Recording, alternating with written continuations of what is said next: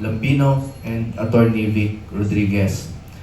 Joining us also through Zoom, I'm not sure if our technical team has included them, are Dr. Richard Marites Mata and Attorney J.V. Hilo, also part of the Senate slate of the PDP. We ask the public to, first of all, to share the press conference so that more people can be enlightened as to the matters that will be brought up today. I would like to introduce Attorney Bobet Torion to relay to you the basis of our press conference today.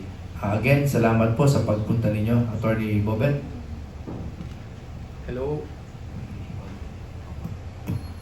Hello, magandang hapon po sa ating lahat. Ako po si Attorney Israelito Bobet Torion. I'm here in my capacity as the official spokesperson of Pastor Apollo Sikibuloy, and in my private capacity likewise as one of the petitioners in the petition for prohibition and mandamus, which we filed before the Supreme Court in behalf of the PDP Laban and senatorial candidates, for the implementation supposedly of Section 31 of Republic Act 9369, and that is the manual counting of votes, and the prohibition of the online voting simply because of the fact that there is no law in the Republic of the Philippines which calls for or which mandates the implementation of online voting, yet the COMELEC implemented the same. Ngayon pong hapon ay ipahayag po namin sa Duterte 7 po, Duterte 7, lahat po ang Duterte 7, and I am very happy na pinayagan din kami ng PDP Laban na gagawa po ng press conference ngayong hapon. Ano po ang pakay namin? Ang pakay po namin is widespread po at saka numerous and so many complaints have been aired to us, have been relayed to us concerning the irregularities and non-accuracy of the results of the election. Even the process itself is questionable. And ang amin pong ipaalam sa inyo ay hindi po humihinto ang Duterte 7 sa kanilang laban para sa bayan. Ang gusto po naming mangyari ay ganito po, para diretso na tayo sa usapan natin. Ang gusto naming mangyari ay iimplementa ang batas, Section 31 of Republic Act 9369. Yan po ang prevailing law ngayon sa ating bansa. Ano po ang ibig sabihin yan? Na ang botohan natin ay electronic, pero pagbilang po ng mga boto sa presinto, kailangan po ito manual counting. Ito po ang nakasaad sa ating batas po under Republic Act 9369. Kaya nga, kami po ay nananawagan noon pang early 2025 na i-implementa ito. And meron ding isang grupo na nag-file na nga earlier than us, mga February of 2025, na i-implementa din yung Section 31 of 9369. Kasi nga po, ang unang batas natin, yung Republic Act 8436, it implemented full automation. Okay? Pero yung full automation na yun, nakikita natin na merong mga problema yun dahil sa hacking, dahil sa mga malwares. Kaya inaminda po ito at nakasaad po sa ating batas ngayon na supposedly kailangan manual counting po ng mga balota sa precinct level. Tapos pagkatapos niyan, electronic na lahat ng transmission at saka consolidation of votes. Pero hindi po ito sinunod. Kaya nga po, meron tayong mga 16.8 million overvotes na nakikita natin. And reportedly, 18 million po ito lahat. Ang ibig ba sabihin nito, ganun po kadaming bobo ng mga Pilipino na hindi po sila marunong bumoto. At ang dami po mga irregularities na nakikita natin na kung magboto ka, hindi po nakikita doon sa VVPAT. Isa na po doon itong aming kasama po, kandidato na may big chance of winning, Attorney Raul Lambino. Alam niyo kung anong nangyari sa kanya. Doon din sa online voting, ang dami pong mga reklamo kasi iba po ang lumalabas sa kanilang mga resibo, no? And supposedly yung encryption is provided against third persons, but this is the only system in the world where you are encrypted against yourself, no? So, yung sistema po ay hindi po siya credible. Yun po ang aming pananaw at labag po ito sa batas. Kaya nga po kami ay maninindigan.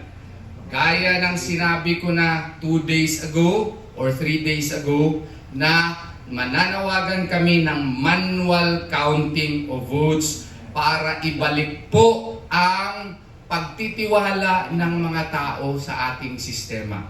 Ang Commission on Elections po ay itinatag ng ating konstitusyon para magbigay sa atin ng honest, free, credible elections. Since yung elections po marami masyadong question, so hindi na po ito ang mandato. Hindi ito in accordance with the mandate of the 1987 Constitution.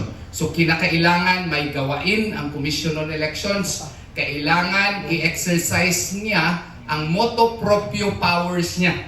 Ano yung motu proprio? On its own.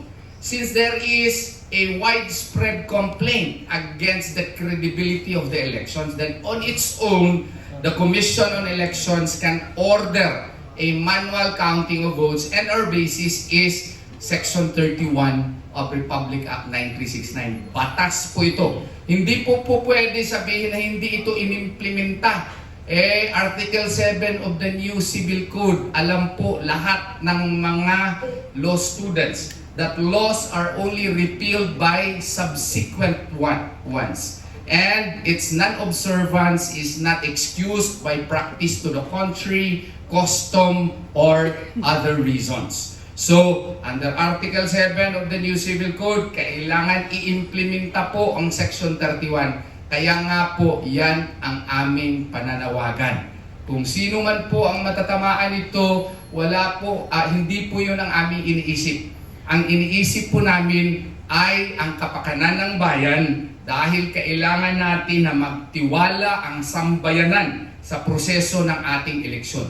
At prinoproteksyonan din namin yung ating upcoming 2028 elections. Imagine kung ganito pa rin ang ating sistema sa 2028 elections. Baka po magkagulo na talaga tayo.